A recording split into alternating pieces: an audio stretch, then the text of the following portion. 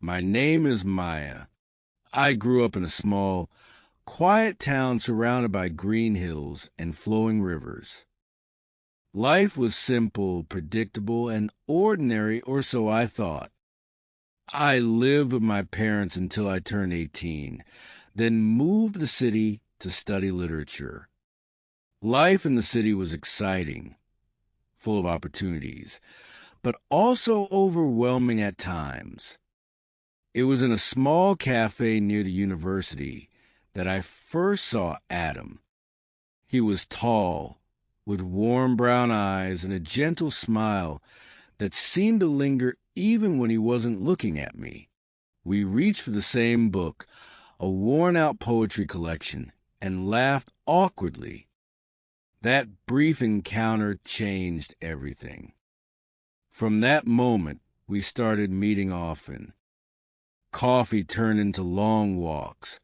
Walks turned into dinner dates, and slowly, I felt my heart opening to him.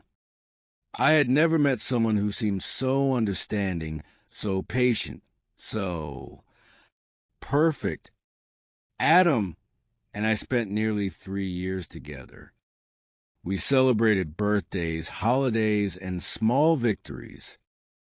I had never been so happy or so sure that I had found my soulmate.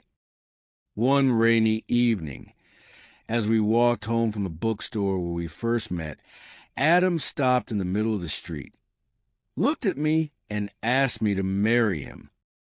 Tears blurred my vision as I said yes. That night, I felt like the luckiest girl in the world. 2 months after our engagement, I discovered I was pregnant. I was overjoyed and terrified all at once. I imagined Adam holding our child, whispering words of love and excitement. But something changed in him. He became distant. Small arguments escalated. He seemed restless and cold. At first, I blamed myself, thinking maybe I was imagining things. But the uneasy feeling in my heart refused to leave. I tried to talk to him, but he shrugged it off, saying, "Everything is fine. Don't worry." The truth hit like a thunderclap one afternoon during a routine checkup. The doctor looked at me gravely.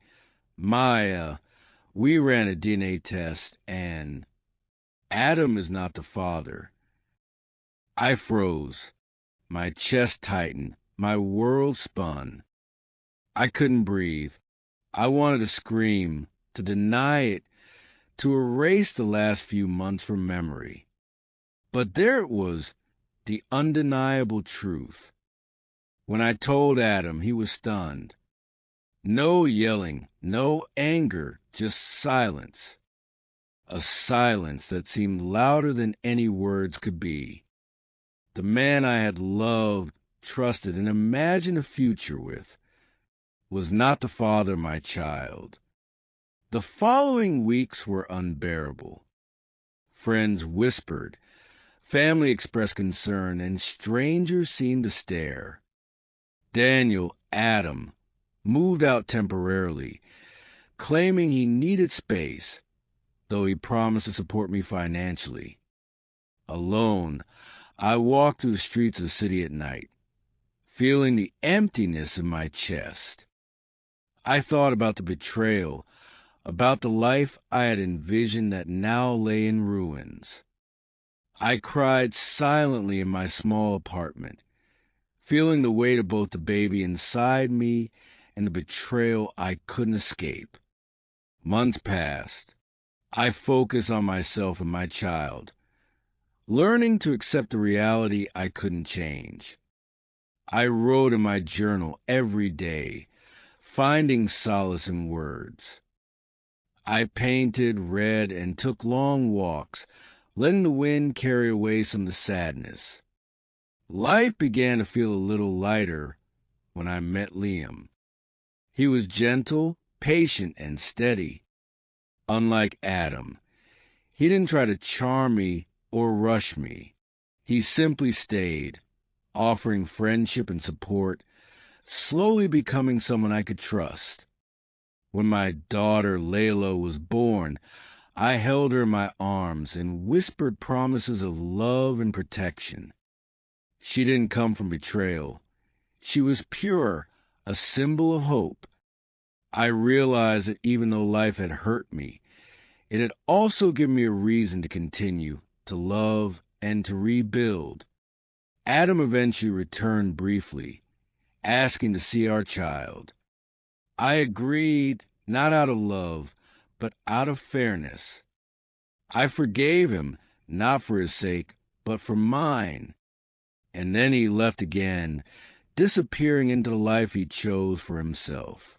Liam became not just a friend, but a partner and a father figure to Layla.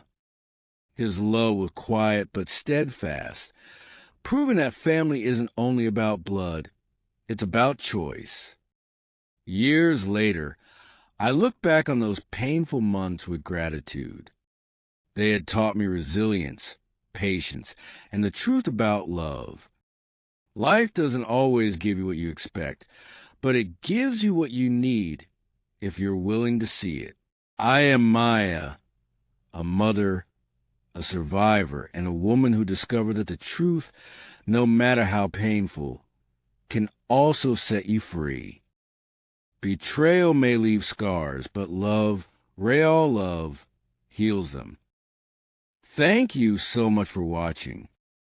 If you enjoyed this story, don't forget to like, share, and comment below. Your support means the world to me. And of course, make sure to subscribe so you never miss another emotional story like this.